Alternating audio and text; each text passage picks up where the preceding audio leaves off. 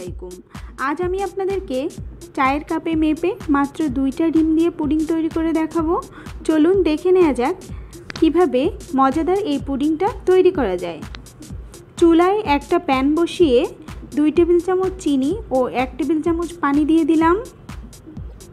Caramel তৈরিতে অবশ্যই সাদা চিনিটাই দেওয়ার চেষ্টা করবেন, তা না হলে ক্যারামেলের কালারটা এতটা সুন্দর আসবে না। চুলায় মাঝারি আঁচে অনবরত নেড়ে ক্যারামেলটা তৈরি করে নিয়েছি।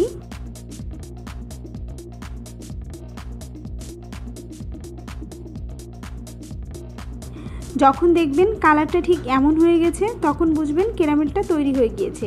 তবে খুব বেশি যেন পুড়ে না যায় সেদিকে অবশ্যই খেয়াল রাখবেন। খুব বেশি পুড়ে গেলে ক্যারামেলটা তিতা হয়ে যায়। এবারে গরম অবস্থাতেই যে পাত্রে পুডিং বসাবো সেই পাত্রে ক্যারামেলটা ঢেলে নেব এবং চারদিক দিয়ে ঠিক এভাবে করে ছড়িয়ে নেব।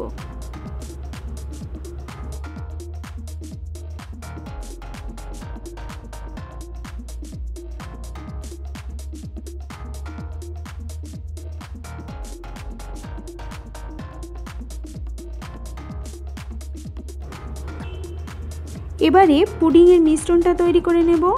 এজন্যে একটা বাটিতে 2টা ডিম নিয়ে নেব। লক্ষ্য করলে দেখবেন 2টা ডিম একটা চায়ের কাপের ঠিক এতটুকু পরিমাণ হয়েছে। ঠিক একই কাপে তার অর্ধেকটা পরিমাণ চিনি দিয়ে দেব। আপনাদের কাছে যদি মেজারমেন্ট কাপ থাকে সেই ক্ষেত্রে 1/4 কাপের মতো চিনি দিয়ে দিলেই হয়ে যাবে। সামান্য পরিমাণ ভ্যানিলা এসেন্স দিয়ে দিলাম। এটা একেবারেই অপশনাল, আপনাদের হাতের কাছে না থাকলে না দিলেও চলবে। একটা হ্যান্ড বিটারের সাহায্যে ঠিক এভাবে করে মিশিয়ে নেব।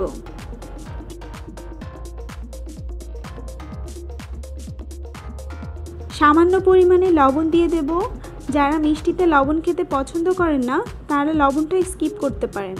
হ্যান্ড বিটার দিয়ে খুব ভালো করে এটাকে বিট করে নেব। খুব বেশি সময় নিয়ে বিট করার প্রয়োজন নেই, মোটামুটি 2 থেকে 3 মিনিট মতো বিট করে নিলেই হয়ে যাবে। একটা চায়ের কাপের ঠিক যতটুকু পরিমাণে ডিম দিয়েছিলাম তার ডাবল দুধ দিয়ে দেব। আর দুধটা অবশ্যই ছাঁকনিতে ছেঁকে তারপর দিয়ে দেব। দুধটা আমি 2 থেকে 3 বার বলক তুলে জাল দিয়ে নিয়েছিলাম। আর 1.5 টেবিল চামচ গুঁড়া দুধ মিশিয়ে নিয়েছি। গুঁড়া দুধটা অবশ্যই দেওয়ার চেষ্টা করবেন, এতে করে খুব বেশি সময় দুধটা জাল করে নেওয়ার প্রয়োজন হবে না। সবগুলো উপকরণকে আবারও একসাথে মিশিয়ে ক্যারামেল দিয়ে নেওয়া পাত্রে ঢেলে নিলাম। এবারে চুলায় চলে যাচ্ছি। চুলায় একটা হাঁড়িতে ঠিক এতটুকু পরিমাণ পানি বসিয়ে দিয়েছি আর তার মধ্যে একটা স্ট্যান্ড বসিয়ে নিয়েছি। পুডিংয়ের পাত্রটা আস্তে আস্তে বসিয়ে দেব।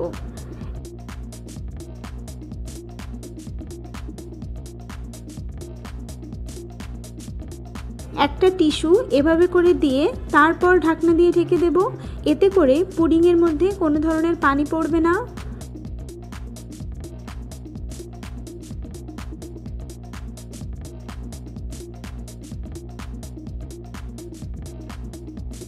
হাঁড়িটা ঢাকনা দিয়ে ঢেকে কোনো ছিদ্র থাকলে অবশ্যই সেটা বন্ধ করে দেব। 25 থেকে 30 মিনিট পর, আশা করি এর চেয়ে বেশি সময়ের প্রয়োজন নেই, ঢাকনাটা খুলে টুথপিক বা টেস্টার দিয়ে চেক করে নেব। একদম ক্লিন এসেছে, তার মানে পুডিংটা খুব ভালোভাবেই হয়ে গিয়েছে। এবারে একটা ছুরি দিয়ে ঠিক এভাবে করে আলগা করে নেব, এতে করে পুডিংটা বের করতে খুবই সুবিধা হবে। এরপর উপরে একটা প্লেট দিয়ে এভাবে করে আস্তে আস্তে ঢেলে নেব।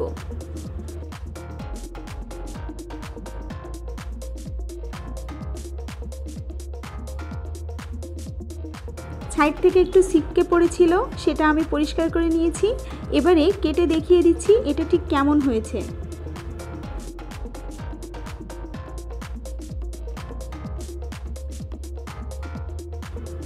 দেখেই বোঝা যাচ্ছে কতটা পারফেক্ট আর ক্রিমি হয়েছে। আর খেতে তো আলহামদুলিল্লাহ অনেক মজা হয়েছিল। হুবহু এভাবে তৈরি করলে আপনাদের রেসিপিটাও একদম পারফেক্ট হবে। আপনারা অবশ্যই বাসায় এটা তৈরি করবেন আর কমেন্ট করে জানাতে ভুলবেন না। আমার রেসিপিটা ভালো লাগলে অবশ্যই আমার চ্যানেলটা সাবস্ক্রাইব করবেন আর পাশে আসা বেল বাটনটি প্রেস করবেন। আজকের মতো বিদায় নিচ্ছি, দেখা হবে আবারও নতুন আরও একটা রেসিপিতে।